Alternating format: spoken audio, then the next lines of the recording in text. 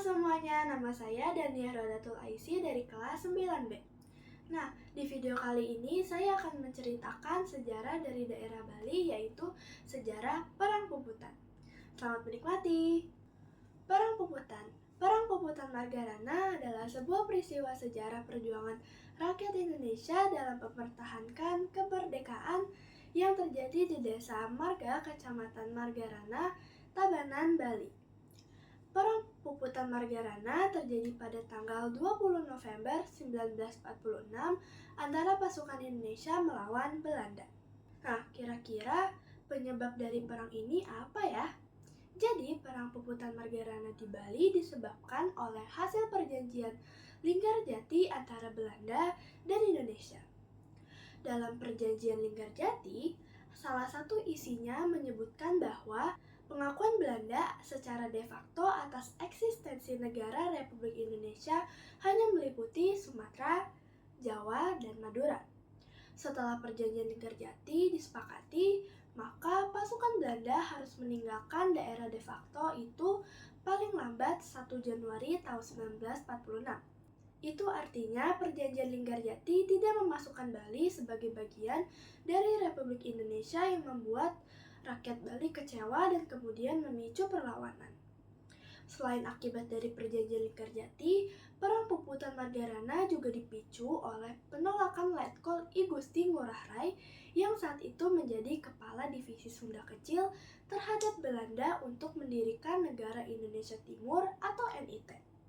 Kedatangan pasukan Belanda di Bali dengan tujuan ingin menyatukan Bali dengan wilayah negara Indonesia Timur lainnya turut menjadi alasan munculnya perlawanan. Nah, secara kronologi, pasca perjanjian Linggarjati ditandangi kedua belah pihak pada tanggal 25 Maret 1947, Belanda memulai usahanya untuk mendirikan negara Indonesia Timur. I Gusti Ngurah Rai kemudian berangkat ke Yogyakarta yang kemudian menunjuknya sebagai komandan resimen Sunda Kecil dengan pangkat letnan kolonel.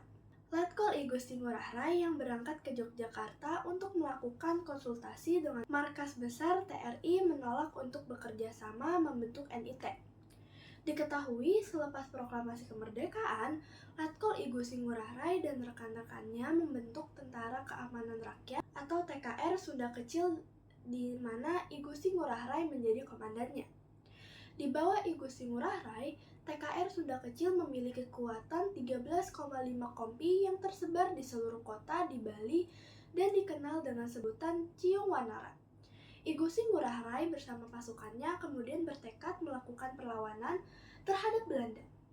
Pada 18 November tahun 1946, markas pertahanan atau militer Belanda di Tabanan, Bali diserang secara habis-habisan. Hal ini membuat Belanda murka dan mengerahkan seluruh kekuatannya untuk mengepung Bali, khususnya Tabanan.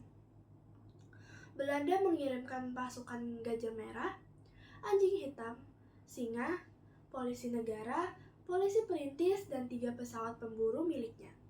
Pasukan yang dikirim Belanda tersebut mulai melakukan serangan pada 20 November 1946 pukul 5.30 WITA. Dengan menembaki area pasukan warga Bali. Kekuatan persenjataan yang dimiliki pasukan tersebut tergolong minim, sehingga mereka belum bisa melakukan aksi serangan balasan kepada pasukan Belanda.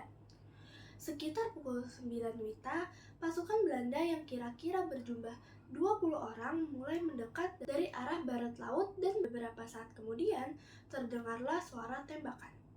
Sebanyak 17 orang pasukan Belanda ditembak mati oleh pasukan Ciung Wanara yang dipimpin oleh I Gusti Ngurah Rai. Setelah mengetahui jika pasukannya mati, Belanda melakukan aksi serangan dari berbagai arah. Namun, upayanya ini beberapa kali mengalami kegagalan karena pasukan Ciung Wanara berhasil melakukan aksi serangan balik. Tidak hanya itu, Belanda juga sempat menghentikan aksi serangannya selama 1 jam. Beberapa saat kemudian, Belanda kembali menyerang dengan mengirimkan banyak pasukan serta pesawat terbang pengintai kira-kira pukul 11.30 WITA. Serangan ini kembali berhasil dihentikan oleh pasukan Ciung Wanara. Akhirnya, Belanda dan pasukannya mundur sejauh 500 meter ke belakang untuk menghindari pertempuran. Kesempatan ini digunakan oleh I Gusti Ngurah Rai dan pasukannya untuk meloloskan diri dari kepungan musuh. Dalam perjalanannya meloloskan diri, tiba-tiba Belanda mengirimkan pesawat terbang untuk memburu I Gusti Ngurah Rai bersama pasukannya.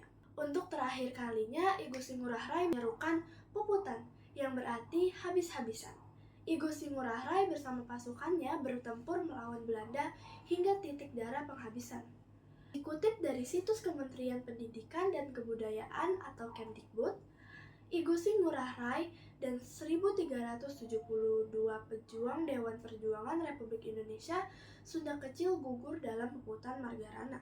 Akibat kekalahan pasukan I Gusti Ngurah Rai pada puputan Margarana Belanda semakin mudah dalam melaksanakan tugasnya untuk mendirikan negara Indonesia Timur. Dalam peristiwa heroik itu, I Gusti Ngurah Rai dan 69 anggota pasukannya gugur akibat serangan tentara Belanda. Sedangkan di kubu lawan, sekitar 400 orang tewas dalam peperangan itu. Namun, rakyat tidak berhenti berjuang karena usaha Belanda kembali gagal setelah Indonesia kembali menjadi negara kesatuan pada tahun 1950. Hal ini terjadi karena pada 8 Maret 1950, pemerintah Republik Indonesia Serikat dengan persetujuan DPR dan Senatris mengeluarkan Undang-Undang Darurat Nomor 11 Tahun 1950 tentang tata cara perubahan susunan kenegaraan RIS. Dengan undang-undang tersebut, maka negara-negara bagian atau daerah otonom seperti Jawa Timur, Jawa Tengah, dan Madura bergabung dengan Republik Indonesia di Yogyakarta. Setelah itu, semakin banyak negara-negara bagian atau daerah yang bergabung dengan Republik Indonesia. Maka sejak 22 April tahun 1950, negara Republik Indonesia Serikat hanya tinggal 3, yaitu Republik Indonesia, Negara Sumatera Timur, dan Negara Indonesia Timur. Semenjak itu, setiap tanggal 20 November, masyarakat Bali akan memperingati Hari Puputan Margarana dan mengenang jasa-jasa pahlawan yang telah gugur membela bangsa dan negaranya.